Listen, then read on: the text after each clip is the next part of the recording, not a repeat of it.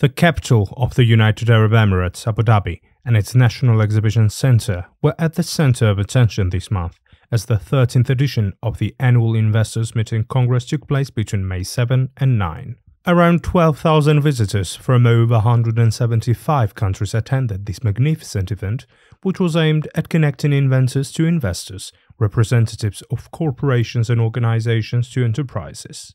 The theme of this year's edition of the Congress was adapting to a shifting investment landscape, harnessing new potential for global economic development. Georgia Today team was invited to attend the event, and we plan to dedicate this week to showing you why the government of Georgia, as well as Georgian companies and startup founders, should take a notice of this annual event, which truly is a hub for attracting investment.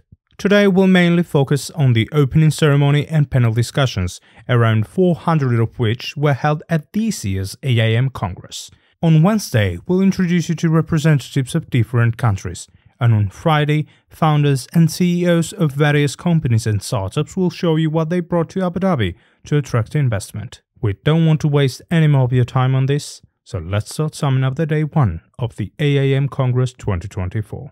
The opening ceremony, which took place on the 7th of May, was supported by the UAE Ministry of Industry and Advanced Technology and the Abu Dhabi Department of Economic Development as the lead partner. Among the attendees were ministers, government officials and decision-makers from around the globe. Among distinguished guests of the opening ceremony were His Highness Sheikh Saud bin Saker Al Qasmi, UAE Supreme Council member and ruler of Ras Al Khaimah, as well as His Excellency Andry Rajoelina, President of Madagascar, and Secretary General of the League of Arab States Ahmed Abulghait. They gave keynote speeches at the opening ceremony and spoke about finding solutions for the transformation of the global investment landscape.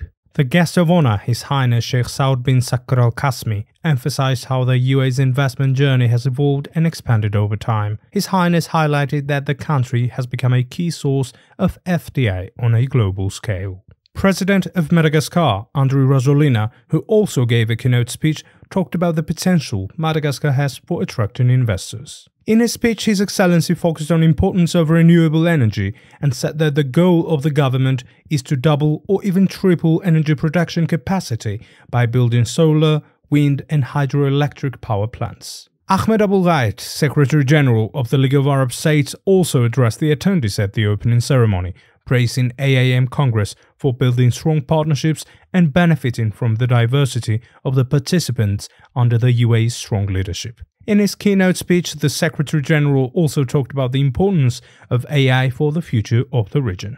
Throughout the years, panel discussions became an integral part of the AIM Congress. It really plays a key role in connecting people of different backgrounds and interests. Senior policymakers and top business leaders, as well as representatives of different organizations and startup founders, exchanged knowledge and experience. Georgia Today team interviewed not only invited speakers, but also moderators and representatives of different countries. Glenn Gilmore, an influencer in digital transformation, emerging tech and travel, who moderated several panel discussions and also shared his views on relevant topics, told us that the most important thing we all should learn is that technology must be people-centered. The thing that attracted me to come is the emphasis on marrying technology to people and an emphasis on diversity and inclusion and sustainability. So as we've heard from speakers from different countries, the theme has been to make sure that you match technology to people and to real needs.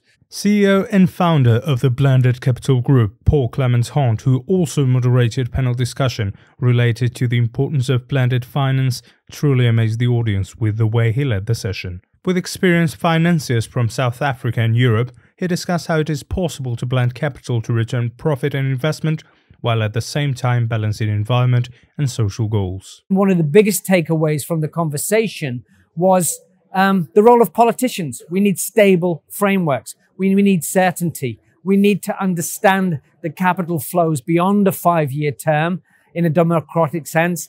Capital is about 10, 15, 20, 25 years. That means you need stable political frameworks. You need very capable civil service networks that go beyond a given political party. We're missing that. We're missing political leadership. Although the importance of dialogue was not among the main topics of the AAM panel discussions, this unusual yet very important issue was what His Excellency Elmedin Konakovic, Minister of Foreign Affairs of Bosnia and Herzegovina, focused on. The biggest takeaway of his speech was that dialogue between opposing sides must be a priority when the future is at stake.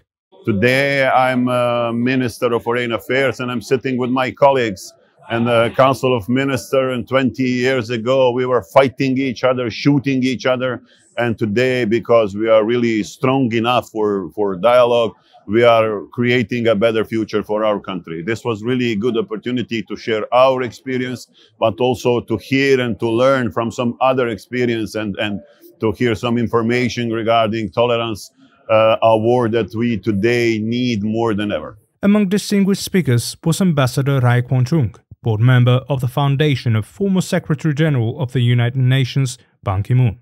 Mr. Chung spoke about the role of individuals in dealing with climate change. We have discussed in my panel about climate change issues, and I propose that current climate regime, top-down, pulled by the government and business, has to be supported by bottom-up approach, by the voluntary participation from the consumers based on Me First campaign. Me First means that I should be the first to share the responsibility, and based on personally determined contribution. So this is the proposal I made, and the reaction was quite positive. His Excellency Abdullah Salem Al Noaimi, CEO of Abu Dhabi Securities Exchange, also participated in panel discussions, in which he focused on different issues related to market infrastructure and new technologies. Today's session was about the market and market infrastructure and the role of development in ADX. We talk about certain elements in the market infrastructure. Also, we cover the development that happened in ADX, Abu Dhabi Security Exchange. We discuss about certain type of product that traded, and we discuss also the new technology like blockchain and how blockchain will impact the security market and the process in the security exchange. Circular economy, sustainability and resilience of cities were topics which the Vice President of Huawei's public sector in Middle East and Central Asia, Safdar Nazir, and other invited speakers discussed at one of the panel discussions. These are fundamentally important to our future development, especially in emerging markets where there's a lot of need to expand and modernize and renew our cities, as well as develop brand new cities. So these topics are fundamentally important for us to level set ourselves and have that discussion and debate and make sure we're talking about the same thing and also heading in the right direction so we can efficiently achieve what our governments and cities are out to deliver on. And Huawei, as one of the largest technology providers in the world, is an enabler towards that in a faster and more efficient way. Founder and CEO of Amal Group, Yassin Al-Surur, also gave a comment to Georgia Today, in which he focused on the importance of purchasing power parity, which also was the topic he discussed with other panel speakers. PPP is something requirement for any government, any countries. Every government have to work with the private sector for the efficiency, to also attract investment to the countries and also transfer technology and create a job. So I think today PPP is something that no country can live without it. But of course that there is so many requirements that the government have to have strong financial rating, offtake agreements, and they have also the supply chain have to be in the place. Christina Zhang, CEO of the Metaverse Institute, took part in two different panel discussions, one of which was on how it is possible to support female entrepreneurs in tourism industry. The other was on global landscape of urbanization and its potential impact on economies and different businesses. We shouldn't be technology driven when it comes to urban planning or development. Instead, we should go back to the basics and really looking at how many different frontier technology can be utilized to support people-centered future smart city, because the needs of people is what we ultimately need to serve for any kind of cities in the world. The second point I put forward is it's very important that all of us, it doesn't matter it's individuals or cities or governments or countries, all of us need to come in together to really use technology to address the issues of climate change, because we are really running short of time, and it seems like we will find it slightly challenging to achieve 1.5 degrees Celsius targets by 2030.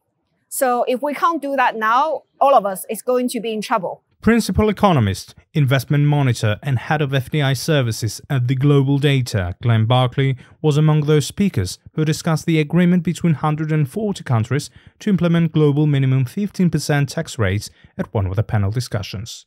I think the main conclusion has been there's a lot that still has to be done with regards to this tax implementation.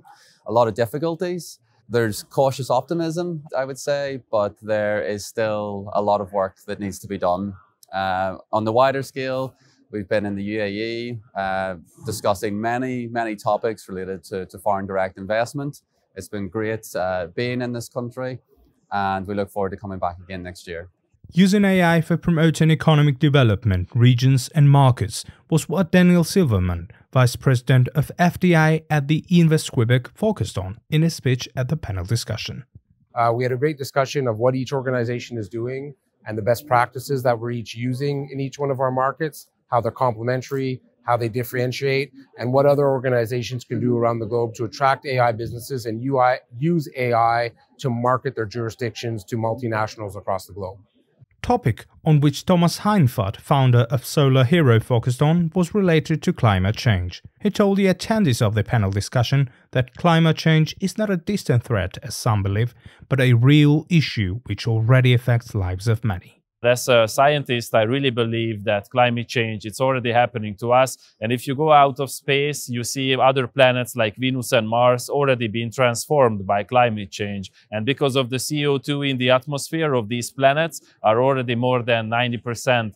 So it's an uninhabitable place to be. And our planet is on the same path, but I want to make sure that our future diverges from that of Venus, but not by fate, but by our choice. Because if we can have the right technology and make the right choices, together we can ensure that our future is going to be bright and we are not facing the problems that UN is always sounding an alarm for. On one hand, AAM Congress 2024 gave an opportunity to experts in various fields and high officials of different countries to share their knowledge and experience with others at panel discussions. On the other hand, this event gave a chance to inventors, startup founders, and even representatives of different countries to meet investors who can make significant financial contributions to their projects. On Wednesday, we'll talk about those countries which took part in the AAM Congress 2024, so stay tuned.